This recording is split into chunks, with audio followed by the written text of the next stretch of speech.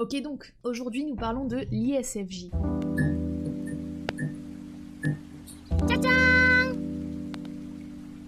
Donc, on va parler des fonctions cognitives tout d'abord. Le ISFJ a ces fonctions-là.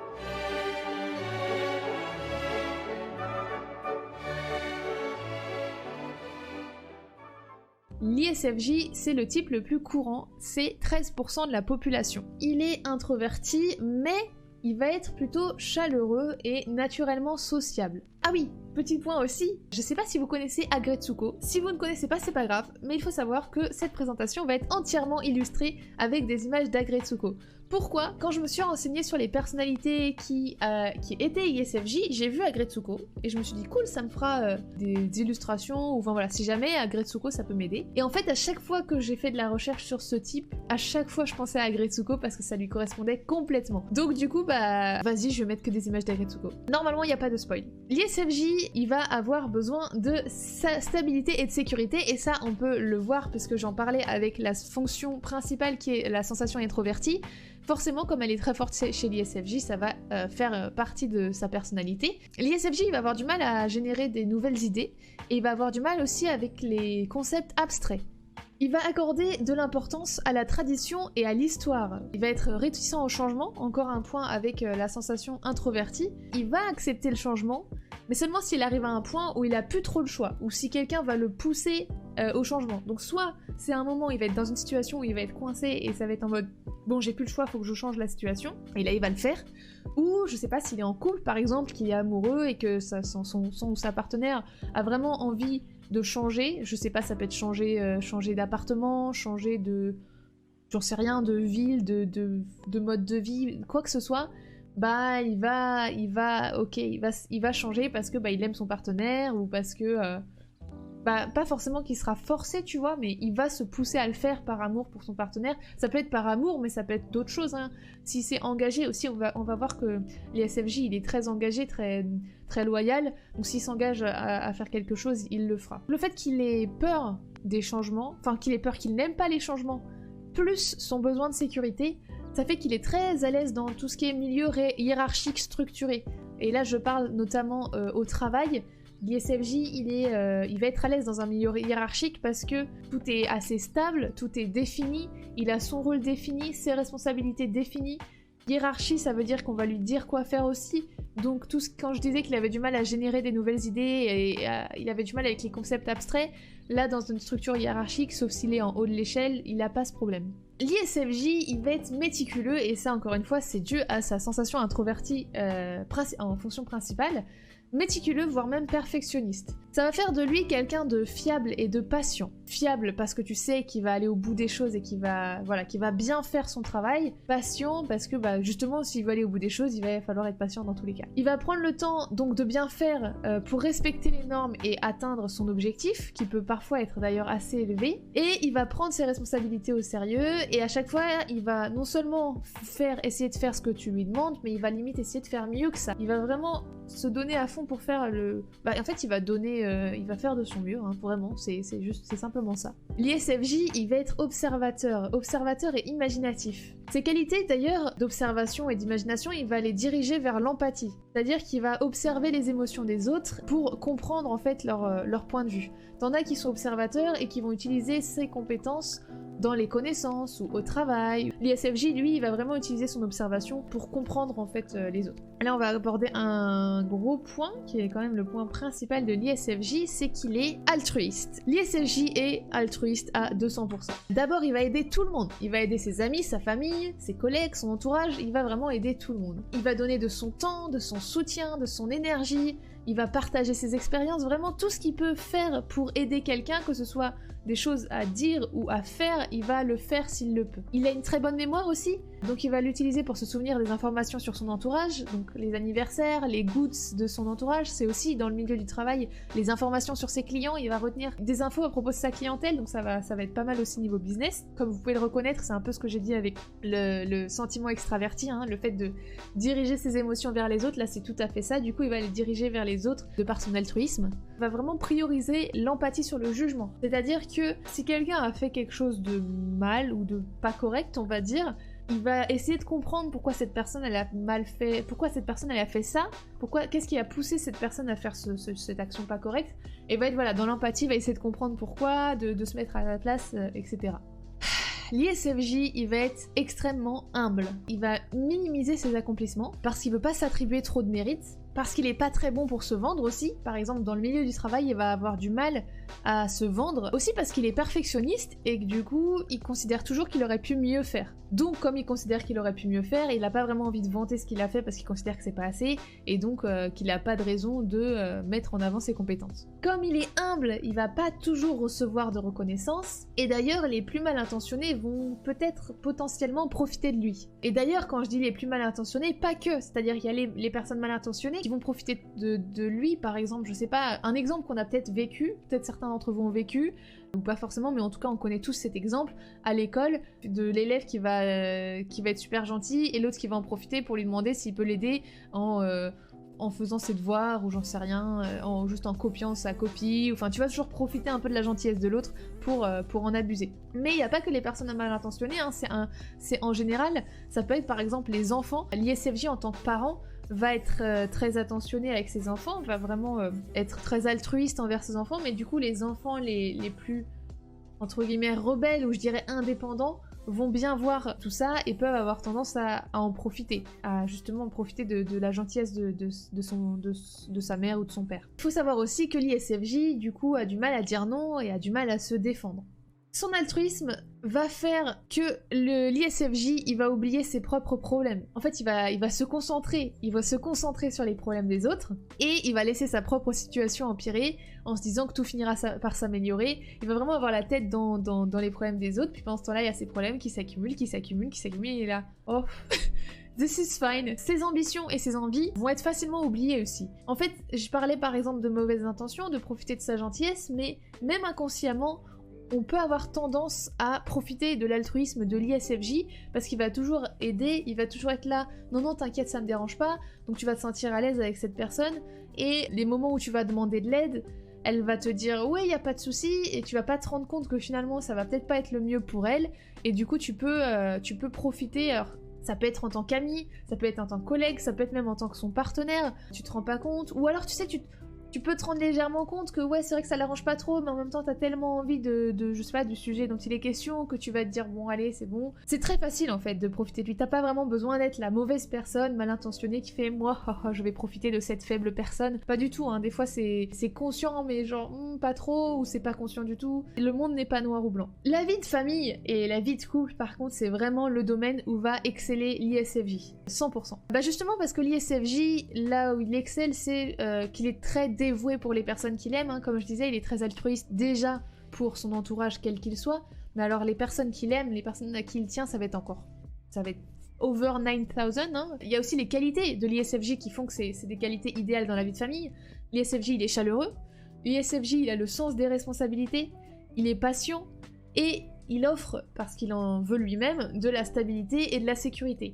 Toutes ces qualités sont des qualités quand même très importantes et très utiles dans l'éducation en tant que parent. Il y a aussi le fait que l'ISFJ veut créer de l'harmonie. Alors à l'origine, il aimerait créer de l'harmonie dans le monde entier, sauf que bon, c'est pas vraiment quelque chose qui est possible comme ça. Mais par contre, au sein de ta famille, c'est beaucoup plus possible. C'est une petite échelle, donc voilà, c'est quelque chose il va aimer créer de l'harmonie dans la famille, l'harmonie qu'il aimerait voir dans le monde. Aussi, l'ISFJ, il a vraiment envie, et pour lui c'est presque obligatoire qu'il plaise, c'est presque un devoir pour lui, donc il va être très sérieux dans sa relation, il va tout faire, il va être très très investi pour satisfaire son partenaire. Et quand je dis partenaire, finalement c'est donc dans le couple, mais c'est aussi, en vrai c'est aussi en tant que parent envers les enfants, ça peut être dans l'amitié, mais c'est vrai que dans le couple, du coup, il va encore plus considérer que c'est un devoir. L'ISFJ, il va aussi être très enthousiaste. Qu'est-ce que je veux dire par enthousiaste ? Je veux dire que toutes les qualités que j'ai citées là, il va vouloir les utiliser pour un objectif, entre guillemets, bon. L'ISFJ, on va souvent le retrouver à faire des actions humanitaires, ou à aider quelqu'un tout simplement, ça peut être même, il va se fixer l'objectif de remonter le moral de quelqu'un, de refaire la journée d'une personne. L'ISFJ est très très loyal. Il est attaché à ce pourquoi il est consacré. Là, on retrouve la sensation introvertie, notamment le fait d'aller au bout des choses. Et puis, si jamais ça concerne d'autres personnes, on a aussi ce sentiment extraverti, hein, de se soucier des autres. Il est donc fidèle envers ses engagements. Il prend les rencontres très au sérieux aussi. Il va s'investir dans une relation, il va rentrer dans une relation que s'il voit un potentiel sur le long terme. C'est pas non plus genre, il va être en couple que s'il veut se marier avec la personne, mais il va pas trop aller vers des relations entre guillemets simples ou casu, ou je sais pas comment on pourrait formuler ça, mais vraiment pour lui il faut que la relation, il voit du potentiel derrière, qu'il y ait quelque chose. L'ISFJ du coup il a un sens pratique, il voit notamment une potentielle harmonie dans les tâches routinières, et ça c'est intéressant tu vois, parce que par exemple la dernière fois que j'ai parlé de personnalité, on a parlé de l'ENTP, et je disais que l'ENTP, il détestait les tâches routinières, tout ce qui était répétitif, tout ce qui était de la manutention. Lui, il aimait bien avoir des idées et proposer ses idées, mais ça le faisait chier de les mettre en œuvre, et j'avais dit, c'est pas grave parce qu'il y a d'autres personnalités qui, elles, seront plus du genre justement à effectuer, à mettre en œuvre tout ça. L'ISFJ, typiquement, il sera plus du genre à justement à mettre tout ça en place. Donc là, ce que je disais, il voit une potentielle harmonie dans les tâches routinières, et aussi ça a du sens pour lui. Alors là, je parle pas forcément de réaliser des plans, mais même dans les tâches quotidiennes, les trucs à la con, genre le ménage chez toi, tu vois. L'ISFJ, il va voir que ça, il va trouver un sens en fait dans ses actions. Et ce sens, c'est majoritairement de prendre soin de ton entourage. L'ISFJ, il va pas avoir de mal à faire des tâches routinières parce que ça va toujours être pour l'autre, consciemment ou pas. Par exemple, l'ISFJ, père ou mère de famille, va faire en sorte que la maison elle soit accueillante, qu'elle soit rangée, pour que chacun s'y sente bien. Ce genre de façon de penser en fait, ce genre de fonctionnement. Et pareil finalement dans le monde du travail, le but c'est que tout fonctionne, que tout soit ok pour tout le monde, que tout le monde se sente à l'aise dans son environnement. L'ISFJ, donc je le disais, a un sens pratique, mais aussi calme et réservé. Je vous disais que l'ISFJ, là où il excelle le plus, c'est la vie de famille. Ce qui n'est pas facile, c'est qu'il va avoir du mal justement à en arriver à cette situation, à atteindre la romance et la famille qu'il recherche. Pourquoi? Bah justement parce qu'il est tellement tourné vers les autres et tellement humble que, quand je disais qu'il savait pas se vendre, par exemple, il sait pas se vendre dans le milieu professionnel, mais même dans la vie de tous les jours, la personne, si elle fait pas du tout preuve, si elle montre pas du tout ses goûts, ce qu'elle aime, sa personnalité à elle, enfin c'est son identité, c'est difficile en fait de tomber amoureux de quelqu'un que tu ne connais pas. Donc il va falloir, pour tomber amoureux d'un ISFJ, il faut réussir à le connaître, un minimum, et si l'ISFJ il va toujours se mettre après les autres, après toi, après toi ou après tout le monde, bah tu vas pas le connaître. Donc c'est compliqué, mais en fait la meilleure solution finalement c'est de voir l'ISFJ dans son environnement naturel, hein, ça fait très documentaire animalier, mais ce que je veux dire c'est que l'ISFJ il va être attrayant dans un environnement confortable pour lui. Ça peut être par exemple le travail, s'il est à l'aise dans son travail parce que voilà il a tout son environnement de fait, ou je disais par exemple l'humanitaire, imaginons il est bénévole dans une asso, il est à l'aise parce qu'il connaît bien, parce que ça fait un moment qu'il travaille là. Bref, là tu le vois à l'aise, agir à sa manière, tu le vois tel qu'il est, et du coup tu vas, si jamais c'est ton type de personne, tu vas tomber amoureux, parce que voilà, il va montrer sa gentillesse, il va montrer son dévouement, etc. Mais sinon c'est compliqué s'il se met toujours en arrière. C'est pas que l'ISFJ d'ailleurs qui a ce problème, mais là on parle de l'ISFJ, donc c'est un problème que rencontre l'ISFJ. L'ISFJ, il va être sensible. Alors déjà, l'ISFJ, il faut savoir qu'il va prendre les choses personnellement. Toute négativité va avoir un impact sur lui, et d'ailleurs, ça va avoir un impact sur lui en général. Le problème, c'est que une négativité dans le monde professionnel, ça aura un impact sur lui dans sa vie personnelle, et une négativité dans sa vie personnelle va avoir un impact sur sa vie professionnelle. Vraiment, il va un peu tout mélanger, et ouais, il va prendre les choses facilement personnellement. Aussi, il va souvent se remettre en question, tu vois, donc voilà, c'est pas étonnant par rapport à tout ce que j'ai cité de l'ISFJ en vrai. Et d'ailleurs, pour rebondir sur ce point, l'ISFJ, du coup, il va avoir besoin de soutien et de commentaires positifs, et en fait, il aime être gratifié. Le problème, c'est que c'est difficile parce que l'ISFJ, du coup, il est humble, il va pas se mettre en avant, il va un peu être, finalement, il va être assez critique envers lui-même vu qu'il est perfectionniste, mais d'un autre côté, il va avoir besoin de retours positifs aussi parce que ça lui fait plaisir et ça lui fait se dire que s'il a un retour positif, c'est que la personne a apprécié ses actions, a apprécié ce qu'il fait, et donc bah il est content, tu vois, c'est-à-dire qu'il a eu un impact sur la personne. L'ISFJ, il est privé et sensible. Il va intérioriser ses sentiments, il ne va pas exprimer ses émotions, hein, parce que je disais, l'un tourné vers les autres, etc. Tourné vers les autres, donc pas vers lui, et donc toutes ses émotions, il va vouloir les garder pour lui pour pas embêter les autres avec ça. Du coup, ça va lui créer du stress et de la frustration, hein, c'est normal, c'est une réaction normale quand on intériorise trop. Il va aussi avoir du mal à exprimer ses émotions en relation. Par contre, du coup, pour équilibrer, il va exprimer son affection de manière physique. C'est quelqu'un qui va facilement faire des câlins, des choses comme ça. Ça va être sa manière d'exprimer son affection. D'ailleurs, c'est quelque chose qu'on n'a pas du tout creusé, mais en fonction des personnalités, chacun va avoir une manière différente d'exprimer son affection. Certains plus avec les mots, certains plus avec les gestes. J'ai remarqué ça souvent quand je me renseignais sur des personnalités. Et justement, là, on a cet exemple avec l'affection qui va plutôt être exprimée de manière physique. L'ISFJ, une des raisons aussi pour laquelle il va intérioriser ses sentiments et ne pas s'exprimer, c'est non seulement pour ne pas embêter les autres avec ça, mais aussi parce qu'il se protège énormément. D'ailleurs, si l'ISFJ sent que sa relation elle est bancale, il va y mettre fin très rapidement avant qu'il y ait des dommages émotionnels. Ça se dit un dommage, on est d'accord ? Ouais, des dégâts émotionnels. Donc il va, même si c'est dur, il va pas hésiter à mettre fin à sa relation dès qu'il sent que ça va pas le faire. Et aussi, si son partenaire ne lui montre jamais de reconnaissance ou lui fait des reproches, malgré tout ce qu'il fait pour lui, toutes les émotions qu'il aura refoulées peuvent éclater d'un coup. Parce que oui, c'est vrai que l'ISFJ a cette tendance bonne poire, mais au bout d'un moment, en fait, si tu fais beaucoup et que t'as pas de reconnaissance, voire même t'as des reproches, que tu sois bonne poire ou pas, ça va finir par exploser en fait, c'est pas possible autrement. L'ISFJ, du coup, je pense que c'est quelque chose que vous avez pu en déduire de tout ce que j'ai dit, va avoir tendance à se surcharger. Premièrement, parce qu'il est perfectionniste. Et donc, il est perfectionniste déjà pour ses objectifs perso, donc tout ce qu'il veut faire, tous ses objectifs, il va vouloir les faire de manière bien parfaite, enfin voilà, perfectionnisme. Mais aussi pour ses engagements envers les autres. Même les plus insignifiants, même si l'ISFJ s'est engagé pour un petit truc tout bête, et en soi, là, son ami se dirait, oh, c'est pas grave s'il peut pas faire ce qu'il avait promis, ça m'est égal, c'est pas grand chose, bah l'ISFJ il va vraiment avoir à cœur de le faire. Il a promis, il a dit qu'il s'engageait sur ça, il le fait, quelle que soit l'importance de la chose. Donc forcément, c'est un coup à se surcharger très facilement. Il va aussi être surchargé facilement parce que, comme je disais, il a le sentiment extraverti, ce qui fait qu'il va ressentir les émotions des autres, il va se mettre à la place des autres, essayer de comprendre leurs émotions, de comprendre leur situation, etc. Mais du coup, lui-même, il va ressentir tout ça, il va ressentir le poids des émotions des autres. Ça peut vite être étouffant. Il y a aussi cette envie de répondre aux attentes de chacun, sans parler spécialement des engagements qu'il va faire auprès des autres. Juste en fait cette envie de répondre aux attentes des gens, de leur plaire, de pas les décevoir, etc. Et puis bah il y a cette peur de dire non aussi qui est très courante chez l'ISFJ. Donc voilà, ça fait quand même beaucoup de points, hein. Le perfectionnisme, le fait de ressentir les émotions des autres, l'envie de répondre aux attentes de chacun et la peur de dire non, ça fait beaucoup de raisons d'être surchargé. Maintenant je vais vous parler de la popularité de l'ISFJ dans la société.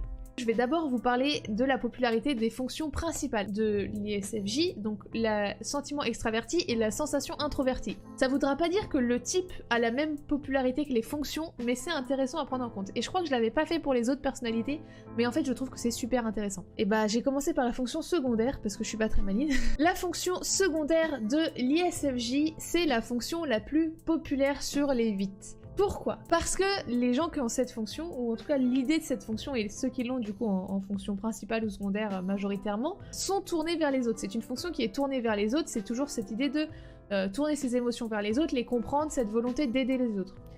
C'est une fonction qui fait que les personnes sont sympathiques, c'est-à-dire dans leur apparence, dans leur attitude, c'est vraiment le terme, hein, sympathique. C'est aussi se fondre dans la société, puisque du coup tu t'adaptes aux autres.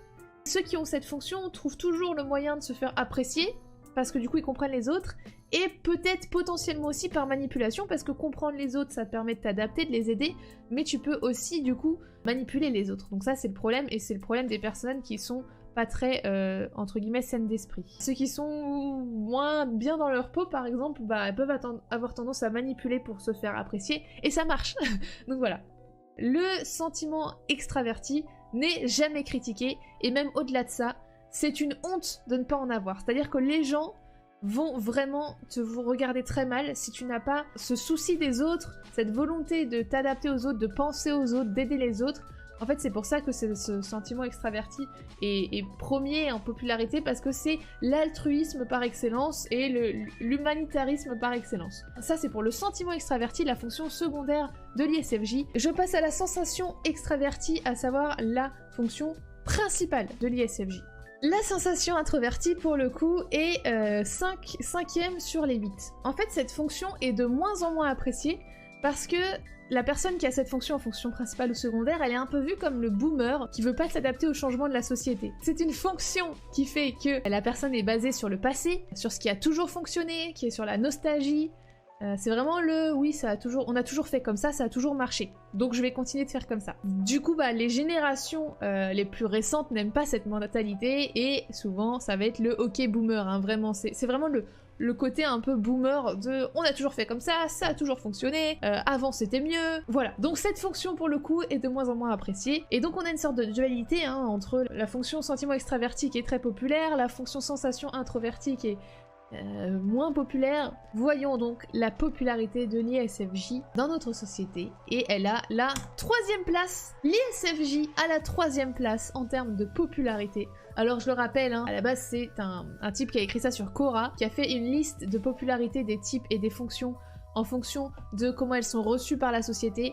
Ça reste subjectif dans l'idée, enfin, il a pas fait par rapport à lui, il a vraiment basé ça sur la société, mais c'est quand même quelqu'un qui l'a écrit dont je ne connais pas le background, mais ça se tenait super bien, donc voilà. Troisième, le type populaire. Alors bien sûr, je vais vous expliquer pourquoi. L'ISFJ, en fait, c'est un type qui va être vu comme sympa, et en fait c'est normal finalement, parce que, comme je vous l'ai dit, c'est une personne très altruiste, qui fait attention aux autres et qui aide tout le temps les autres. Donc toi, tu rencontres une personne comme ça, qui est toujours sympa avec toi et qui t'aide tout le temps, forcément tu te dis « Oh, elle est drôlement cool cette personne !» C'est un type du coup qui est tourné vers les autres, et non seulement toi t'es content de rencontrer un type qui s'intéresse à toi, qui est gentil avec toi, qui peut t'aider, mais en plus c'est bien vu en général dans la société.